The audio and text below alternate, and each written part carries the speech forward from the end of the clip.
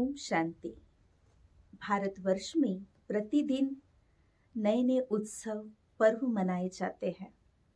उसमें से जब नया साल शुरू होता है तो साल की शुरुआत का प्रथम पर्व मकर संक्रांति। मकर संक्रांति पर्व पर विशेष रीति से सूर्य दक्षिणायन से उत्तरायण की ओर प्रस्थान करता है। कहते हैं ये उत्तरायण शुभ होता है। मकर संक्रांति से दिन तिल तिल बढ़ता जाता है। तो ऐसे ही महिलाएं भी अपने आप में यही भाव रखती है कि अपने पति की उम्र भी बढ़ती रहे। इसीलिए विशेष तौर पर महाराष्ट्र में मकर संक्रांति के निमित्त हल्दी और कुमकुम का विवाहित महिलाएं एक दो में प्रतिदान करती है। यह एक सामाजिक सभा या सामाजिक उत्सव के रूप में मनाते हैं।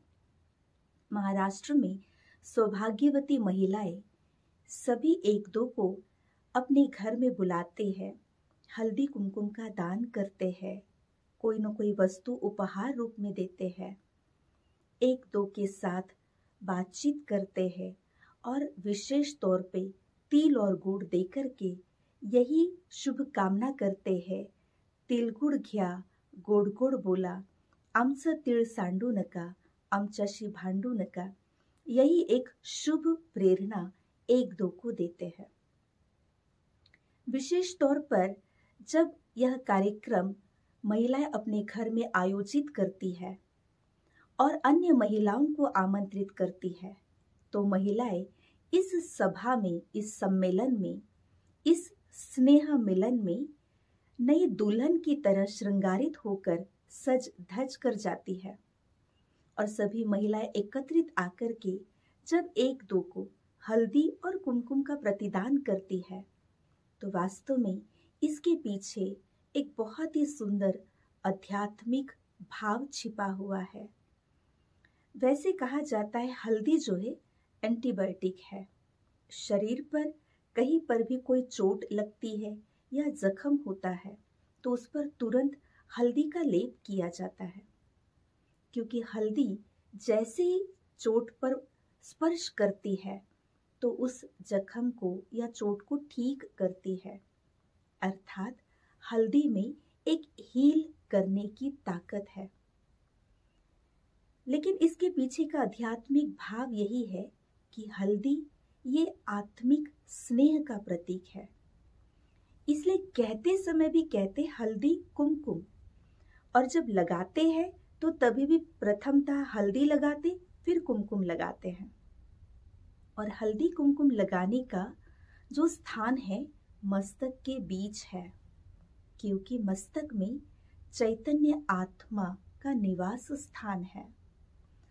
और हल्दी प्रथम लगाने के पीछे का भाव यही है कि हरेक के अंदर पहले आत्मिक स्नेह की जागृति की आवश्यकता है, क्योंकि मकर संक्रांति ये स्नेह संवर्धक पर्व है। आज जीवन में हर मानव के संबंधों में कहीं न कहीं स्नेह का अभाव होकर स्वार्थ भाव जागृत हुआ है, जिसके कारण मन मुटाव, संबंधों में दूरियां, रिश्तों में एक रूखापन आ गया है, और जिसके कारण व्यक्ति भीड़ में भी अकेलापन महसूस कर रहा है। और इस स्नेह के अभाव से ही कहीं न कहीं आज देखते जा रहे हैं कि व्यक्ति डिप्रेशन का शिकार होता जा रहा है। महिलाओं को जहाँ परिवार को एक सूत्र में बांध के रखना है, परिवार को चलाना है, तो महिलाओं में आत्मिक स्नेह होना बहुत आवश्यक है। और इसीलिए पहले हल्दी लगाई जाती है, क्योंकि हल्दी ये स्नेह का प्रतीक है। तो आत्मिक स्नेह भी एक प्रकार का ऐसी एंटीबायोटिक है, या कहो एक हीलिंग एनर्जी इसमें है। एक दो में स्नेह को प्रवाहित करना, स्नेहपूर्ण संबंध बनाना अति आवश्यक है। और महिलाओं के भीतर ये स्नेह जागृत हो, इसीलिए ही ये पर्व एक सम्मेलन के रीति से समारोह के रूप में या स्नेह मिलन के रूप में मनाते हैं। सभी महिलाएं एकत्रित आकर के जब एक दो को प्रथमतः हल्दी लगाते हैं, अर्थात इस स्नेह को जगाने की, स्नेह को बनाए रखने की प्रेरणा देती है। एक प्रकार से ये संबंधों में लगी चोट को मिटाती है, संबंधों में आई दरार को समाप्त करती है। और उसी के पश्चात कुमकुम लगाया जाता है। कुमकुम ये शक्ति का प्रतीक है। कुमकुम लगाना अर्थात ब्रह्मांड की शक्ति का आह्वान अपने भीतर करना। जब संबंधों में स्नेह जगेगा तभी हर संबंधों में मजबूती आएगी, शक्ति आएगी। वो अंत तक टिकने वाला रिश्ता बन सकता है। तो अपने भीतर के स्नेह और आत्मिक शक्ति को जगाने का प्रतीक ये हल्दी और कुमकुम है। कई बार आपने देखा भी होगा, विवाह के समय भी वर और वधू को भी विवाह के पहले हल्दी का ही लेप लगाया जाता है, क्योंकि हल्दी ये स्नेह को जगाता है और संबंधों में स्नेह मजबूती लाता है। तो ये हल्दी कुमकुम अपने आप में बहुत ही विशेष धारणा का प्रतीक है। न केवल स्थूल रूप में मस्तक पर लगाने की बात है, किंतु अपनी उंगलियों के स्पर्श से यहाँ पर लगाना, अर्थात एक दो में एक आत्मिक स्पर्श, आत्मीयता को जगाना, अपनेपन को जगाना, स्नेह की जागृति करना और संबंधों में मजबूती लाना, अपने भीतर के शक्ति को जगाना। इसी भाव से हल्दी और कुमकुम लगाया जाता है, एक दो में दान किया जाता है। विवाहित महिलाएं इस हल्दी कुमकुम के दान के साथ साथ ही यही भाव रखती है या यही शुभकामना एक दो को देती है कि आपका सुहाग या आपके पति की उम्र, स्वास्थ्य सदा ही बढ़ता रहे, वृद्धिंगत होता रहे। तो एक प्रकार से इस शुभकामना का दान किया जाता है।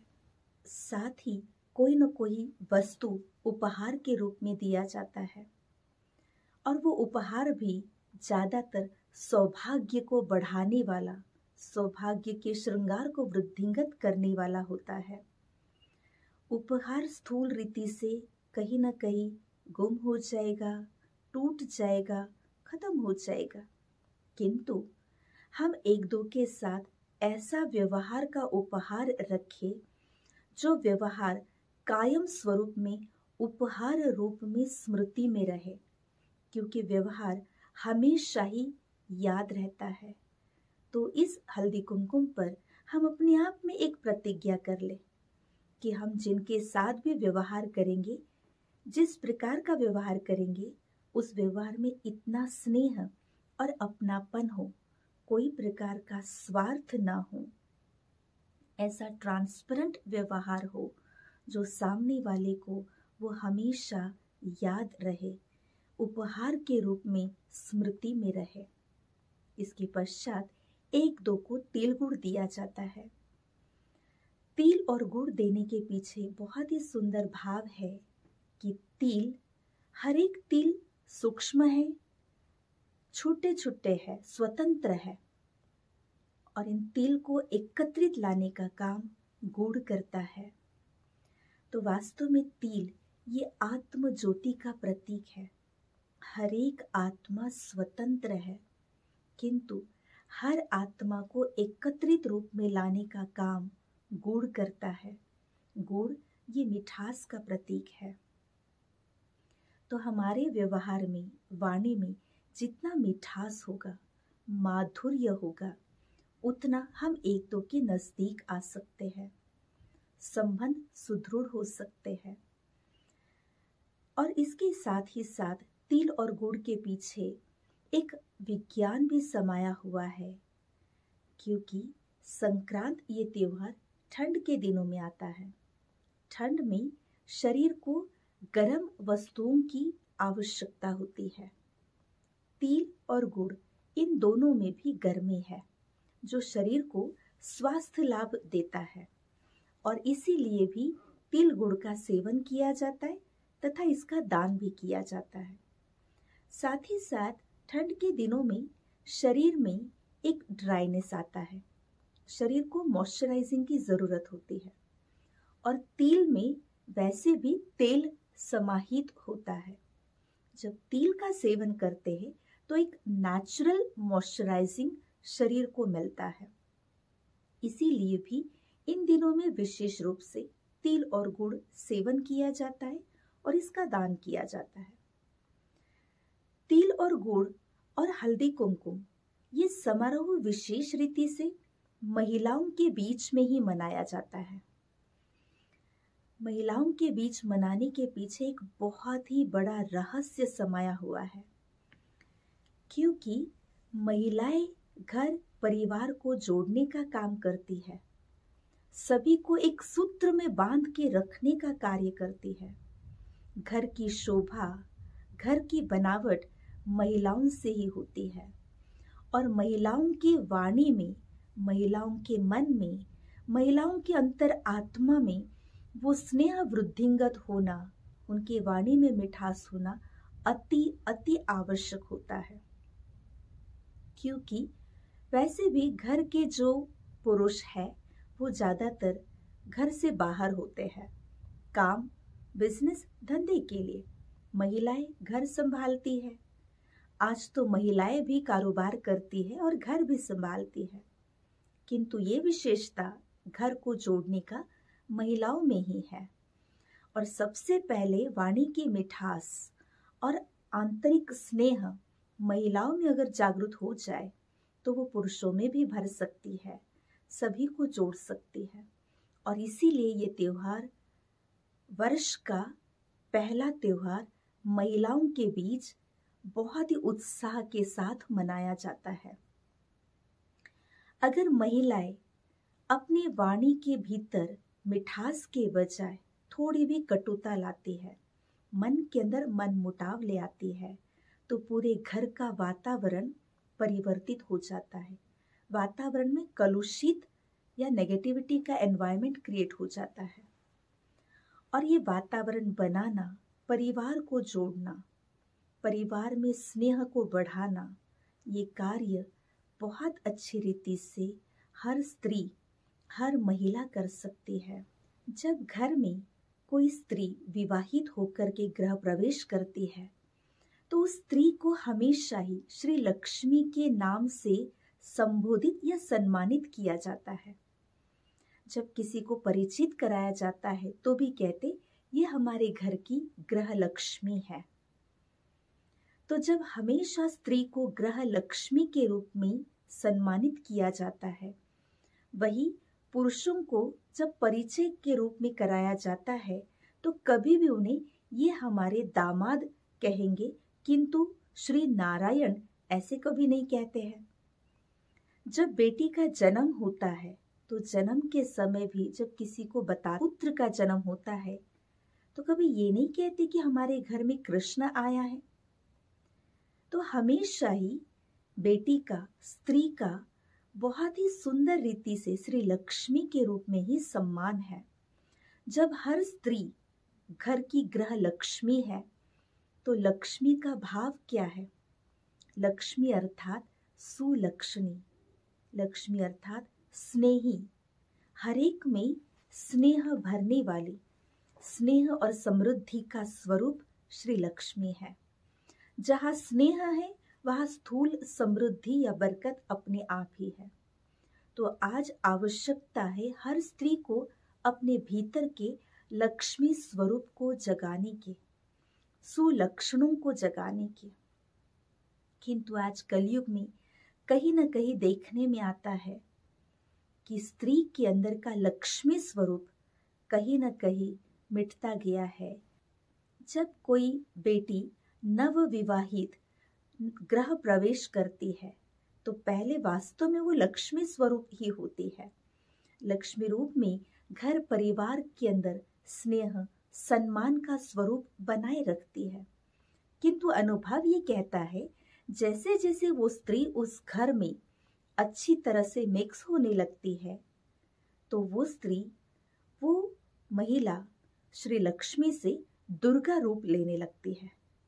दुर्गा रूप अर्थात कहीं न कहीं थोड़ा सा अपना रूप परिवर्तित कर लेती है। वही स्त्री और उस घर में बहुत अच्छे मिक्स होने लगती है तो काली का रूप ले लेती है और रूप परिवर्तन हो गया।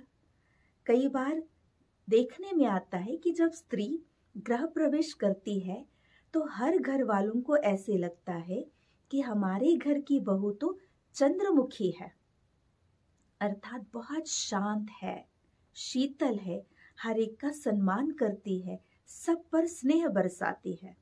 परंतु अनुभव कहता है जब यही स्त्री उस घर में अच्छी तरह से मिक्स होने लगती है, कुछ दिन बीतने लगते हैं तो ये चंद्रमुखी सूर्यमुखी बन जाते हैं और कुछ दिन बीतते हैं तो यही स्त्री ज्वालामुखी बन जाती है, अर्थात ज्वाला के रूप में उस घर का वातावरण परिवर्तित होने लगता है। तो आज महिलाओं को अपने आप में थोड़ा सा आत्मनिरीक्षण करने की जरूरत है कि हम आज भी हमारे घर की गृह लक्ष्मी बनकर के है, चंद्रमुखी स्वरूप में हैं या सूर्यमुखी और ज्वालामुखी तक पहुंचे हैं।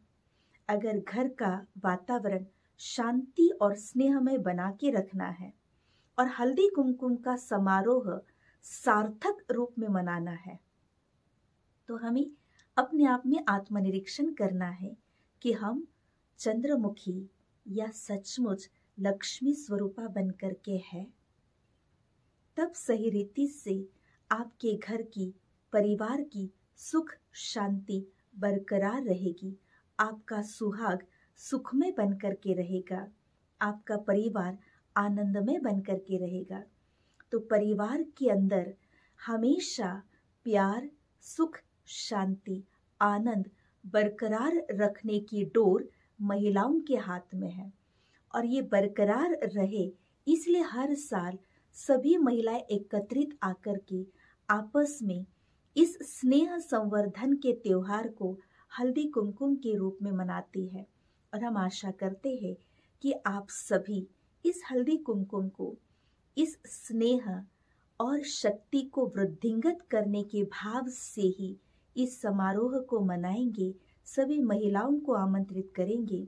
आपके सुहाग के साथ का आपका संबंध हमेशा ही इतना स्नेहपूर्ण रहे, आनंदमय रहे, आपकी गृहस्थी, आपका परिवार सुख समृद्धि से बरकरार रहे। इसी शुभकामना के साथ आपको इस संक्रांत तथा हल्दी कुमकुम के समारोह की हार्दिक शुभकामनाएं। ओम शांति।